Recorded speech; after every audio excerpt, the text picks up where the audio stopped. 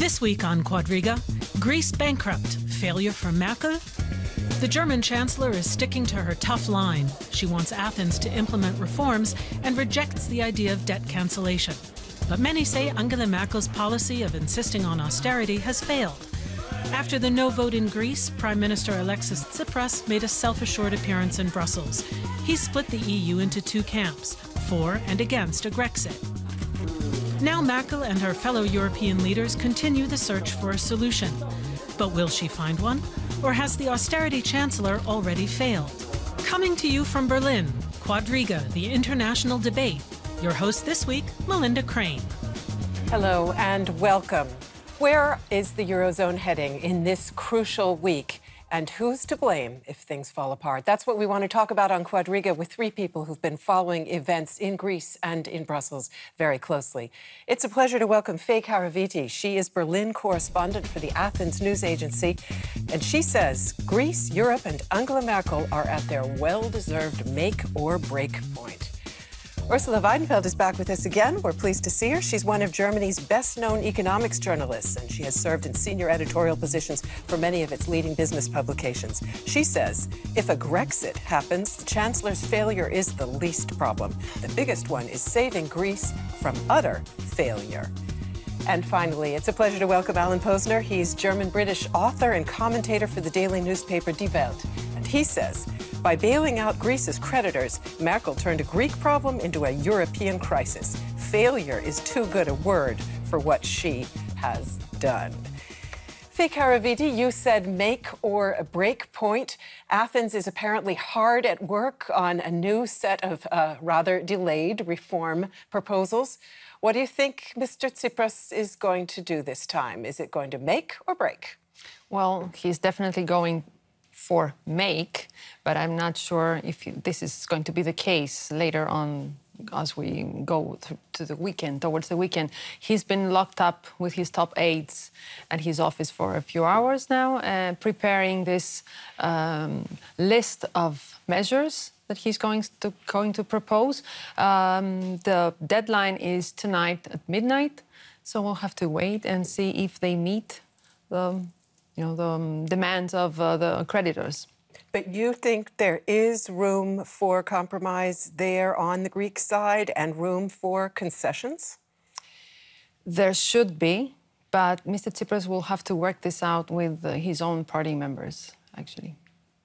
Ursula Weidenfeld, would you also say that this is make or break week? We have been to the brink so many times. There's a whole series of terms out there now for the various scenarios that could happen, ranging from remain, Greece remains in the euro, and then everybody finds a solution, to Grexit, Greece leaves, as we all know, or, this is a new one I've just heard, Grimbo, Greece and the eurozone, going on in continual dysfunctional limbo.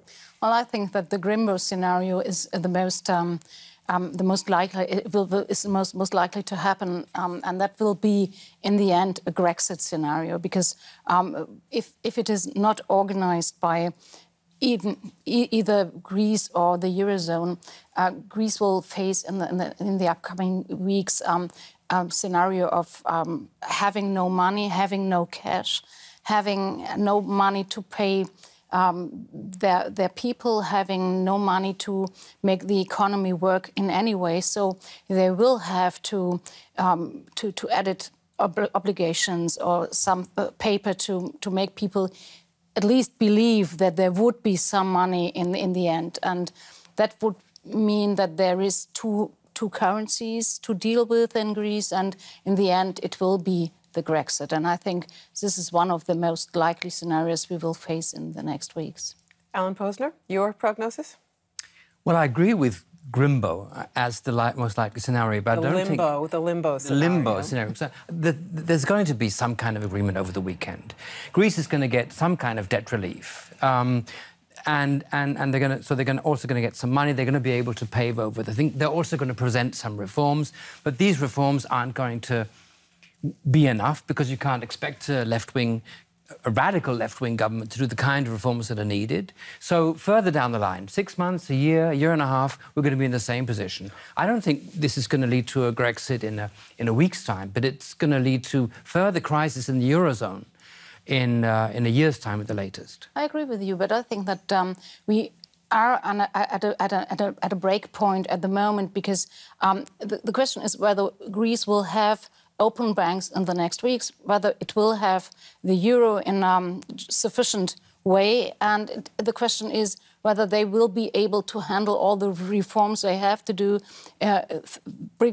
Will they bring it through the parliament? What will they do with that? And even if we just talk in 6 months' time again about Grexit or Grimoire or whatever, I think the way is quite clear. We are not clear how long it will take, but I think that in the end, even if they negotiate a third package now, which will have something like a restructuring of the debt and which will have more money for Greece, even if they do that, the Parliament will not decide as the Eurozone expects it to decide. Viti, people are saying 20th of July could be the crucial date, a date to keep our eyes on, because that is the date when the banks really might run out of money and when essentially Greece might be obliged to start using a parallel currency, as Ursula Weidenfeld just described. A parallel currency would be an equivalent, in a way, a kind of IOUs that they would be using even to pay people like you, apparently. What is the situation right now in Greece? How stable is the coalition? How stable are the banks? Well, there's this scenario, for instance. I'm going to answer your question there. There's a scenario which says that Mr. Tsipras will actually go for an agreement, will bring an agreement back to Athens, he'll try to put it through the parliament. He will get the votes, but not enough votes from his own party or from the coalition, so he will have to step down. So the agreement will be there, but he will step down. And in order for new transitional government to step in, some technocrats or whatever, this would, on one hand, secure the implementation of this agreement, sort of. But at the same time, this is not real democracy, of course, because this new government will not be directly elected, and this causes different problems. But for me, from a Greek's point of view, the limbo scenario is probably the worst, because it's been going on too long. It's brought people to their knees in Greece, and we need some sort of a resolution. It has to come to an end at some point, and this is why I think all sides are advocating for a midterm solution, not a solution for the next few months, but for maybe 2 or 3 years. And may I remind you, Germany has elections in 2017. We don't want to get caught up in this pre-election time again. This has happened in the past too many times, and we've been a victim of this. So I don't think that either the Germans or the Greeks would like this to happen again. Alan Posner, how did we get to the situation where the Greek people are in such misery, where a party like Syriza was electable along with far-right parties? Your opening statement implies that you do very much believe that Germany bears a large share of the blame. Yeah, well, back in 2010, Greece owed the banks a lot of money, and they would have gone bankrupt if Merkel hadn't stepped in. And basically what's happened is that Europe has taken the place of the banks. So Merkel saved the banks, but at the same time, at the cost of making the whole electorate of Europe, as you said, and especially of Germany, sort of Greece's creditors, and making the whole thing... The taxpayers now she can't back down because she can't explain to the German taxpayers that they're throwing away their money for these lazy Greeks. And that's made the whole thing into a political problem.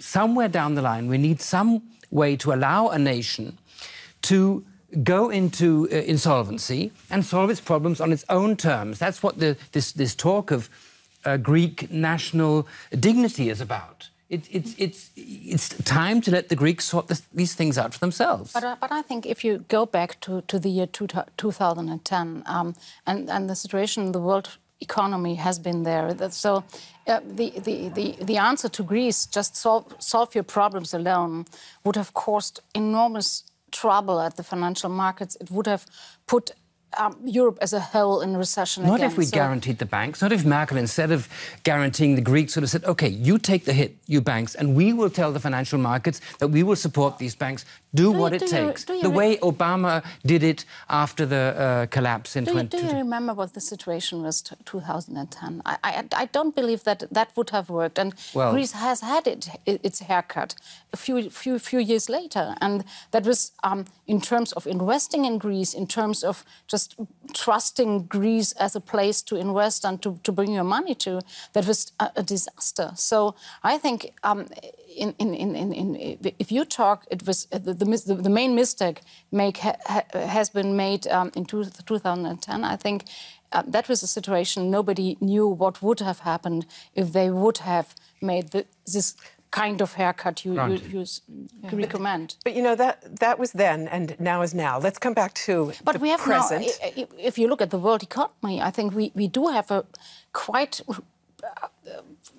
comparable situation. If you look at China, the stock markets there, if you look at the world which is at the brink of recession, might be we are in half a year's time in a situation which is, in terms of world economy, comparable. Let's come back to that later, but just staying with the question which is posed by our title this week of whether Merkel is to blame for the current impasse. If we look at the present Faye Caraviti, is that really the case? I mean, she is hardly alone in demanding that Greece propose some credible reforms and carry them out in return for further assistance. First of all, this is the German way, I suppose. But not only the German way. There are other Northern European countries in full agreement, if not even more vociferous when it comes to these conditions. True. I think Mrs. Merkel is looking for a win-win solution now, and that she wants to secure that Greece stays in the Eurozone. Yes, she doesn't want a Grexit, but at the same time, she wants a solution which will... she will be able to bring it to the Germans, also to the Germans in the parliament, and say, look, this is a good solution. We're binding the Greeks with very strict terms, and we're turning them to Germans, so to speak. So you can be rest assured that we're doing our job and we're not gambling with your money. I'm not sure that this win-win scenario is still feasible. OK, so to see how this drama might play out, let us take a quick look at some of these key protagonists. We thought it might be interesting to peek into their heads and see if we can read their thoughts, starting with the Chancellor. I don't believe it. The Greeks have actually voted no to our austerity package. So what do? Throw them out of the Eurozone? We'll have to make concessions, give them the haircut they want. But how do I tell my voters? And Schäuble will be furious. Oh well, that's the way the cookie crumbles. I don't want to take all the blame if the euro collapses. So tomorrow I'll tell them in Brussels to restructure the debt. What do you think, Ursula Weidenfeld? Does that sound plausible to you? She has really emphasized the need for compromise. Well, I think Angela Merkel is the master of compromise. So that is what she tries to find, what she has tried to find, and what she will try to find. But I'm not sure whether this strategy hasn't come to an end now. And to look for the compromise would have... We are not in a win-win situation now. I think we are in a lose-lose situation for everybody. So that's well, how can she turn that around? Let's say she really means it with compromise. Can she turn that around? She probably would be able to find a compromise, but she isn't able to make it a win-win situation. She has to go to the parliament to ask them for a yes for that. And her own coalition will not follow her entirely. So that is the main problem for Angela Merkel, is to just explain not only the German parliament, but the Germans, why to pay for Greece again and again and again. And that is the most difficult thing for her, because we are not talking about the second Hilfspaket now any longer. We are talking about a third package, which is very, very heavy in terms of billions of euros, in terms of probably a restructuring of debt in a few years. But that is very, very difficult, not only to explain to the Germans, but even to the Baltic states. If you look at the Lithuanian president who said the Manana policy has come to its end. Yes, of course, that's a problem. So, Faye Karavidhi, I know that the German finance minister is often seen as your country as quite the villain of the piece. What about the Chancellor herself? Do you think people in Athens, including those sitting in that closed room right now working on those reform proposals, do they believe and expect that she will compromise? Well, there was a campaign at some point saying that Angela Merkel actually was of a different opinion with her Minister of Finance, that she was actually an advocate of compromise, whereas Mr. Schäuble preferred a fast and clean exit of the Eurozone. So, yes, we're distinguishing between the two at the moment. And yes, the Greek government is counting maybe entirely on Angela Merkel to solve this, to untie this knot. I'm not sure this will be how it will play out in the end, but at the same time, if I may comment on something that Ursula said before, there's no possibility that the German leadership goes to the people and say, we have also made mistakes? Well, I think everybody sees that there has been made mistakes, but I think most, not only Germans, but most Northern Europeans think that this is something like an example we have to face. And if we just make things to Greece, we should make them to perhaps Spain and France and Italy a few years later. And that would be too expensive. Nobody could pay that, and nobody is willing to pay that. And therefore, I think there is a way of compromise, but there is no way to just go out and say, well, we made it. Alan Posner, Greece looking to the Chancellor to turn it around. Do you think she can do it? She can do it if Tsipras gives her something. And his finance minister, his new finance minister, has sort of indicated where that might be. He says, we're willing to accept sort of the IMF reforms and not the EU reforms. There's debt restructuring, but we will do some kind of liberalisation of the economy. If they can get that through the Greek parliament, then I think Mrs. Merkel can sell it to the German parliament, because if push comes to shove, first, her social democratic coalition partners are going to be behind her. And secondly, CDU people, they don't rebel against the Chancellor because she's all they've got. So in the end, she will push it through. It won't solve anything. It won't solve anything. Because but this crisis is not the problem of the moment. Restructuring will be a problem for the Greece debt in the 2020s or 30s. But at the moment, it's it's the smallest problem Greece has. Well, then let her explain that to Parliament. But the Greek government needs something with the word debt in it in order to sell it to the deputies. But why should the Eurogroup give them that?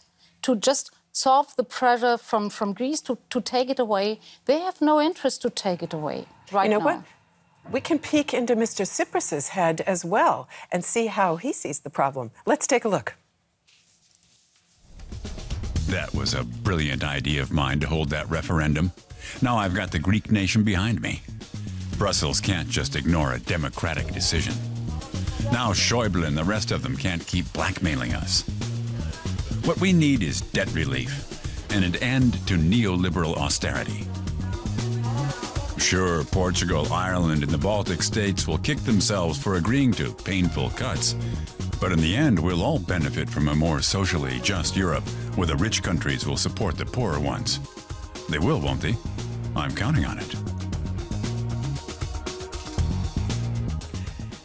Alan, is he a politician who can compromise to create a sort of a win-win solution? Or is he somebody who simply wants to remake Europe and will take his country down with him if he has to? Well, if I knew that, that's a $1,000 question, isn't it? And the whole point is that we began. I remember talking to the to a high-level Bulgarian politician who said, well, everyone starts with, high stakes and then they wear them down. Does Tsipras, as some people say, really actually want to lose this poker game so he can lead Greece into the drachma situation, so he can impose government control, so he can... it's hard to imagine that someone would want to commit suicide, is it? I mean, we've had... I think he's just inexperienced. I think he realises that if he does that, he won't survive the chaos that ensues. Faye Karavidi, what do you think? He did throw his finance minister overboard after the referendum, the man who had so greatly irritated his Eurozone colleagues, Mr. Varoufakis. Was that a real concession or simply a cosmetic move? I think this was something in between. I mean, he needed a goodwill gesture for the creditors, and this was a good one. I think it was well received by his creditors, and also Mr. Tsakalotos, his successor, was well received at the Eurogroup, as far as I know. But how far does that go in substance? This is something that remains to be seen, because even today we've had comments from Greek ministers, far left side of Syriza, saying, no, we don't want a third memorandum. I mean, what are we talking about now?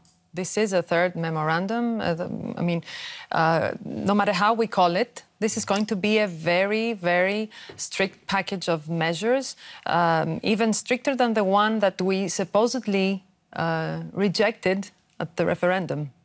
So somebody will have to tell the Greek people. To me, this is the most important thing. The Greek people still have illusions, and nobody cares to, make them go away. It seems that people in other countries may also be gaining, if not illusions, then certainly encouragement from the situation that is playing out this week. Ursula Weinfeld, I'm referring to the other southern European countries where we've seen leftist voices saying, if the Greeks can do it, we can do it.